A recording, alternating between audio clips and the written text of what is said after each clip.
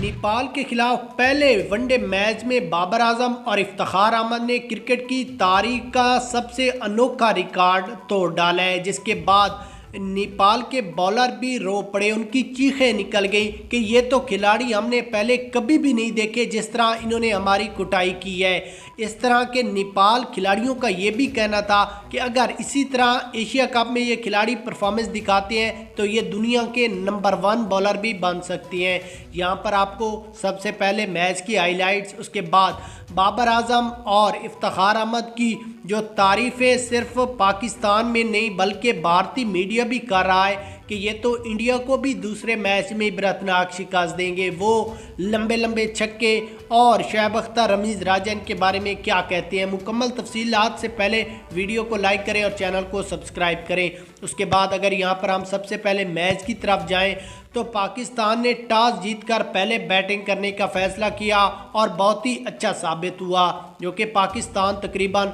330-40 run का target आसानी से हो सकता है। बाबर आजम की बात करें तो बाबर आजम ने 14 चौके और 4 छक्कों 28 बाउंड्रियों की मदद से 160 रन किए। रिजवान ने 44 रन, इफ्तिखार अहमद ने 8 चौके और 3 छक्कों की मदद से शानदार सेंचुरी लगाई, जिसके बाद इफ्तिखार अहमद और बाबर आजम ने क्रिकेट की तारीख का एक अनोखा रिकॉर्ड तोड़ डाला है। सिर्फ यही नहीं बल्कि भारतीय मीडिया का ये भी कहना था कि बाबर और रिजवान को टीम से बाहर करना पड़ेगा, क्योंकि ये दूसरे मैच में इंडिया को भी इसी तरह इबरतनाक शिकस्त देकर इंडिया को एशिया कप से बाहर करेगा। क्या ये अच्छे खिलाड़ी अपनी कैसी परफॉर्मेंस देंगे, आप भी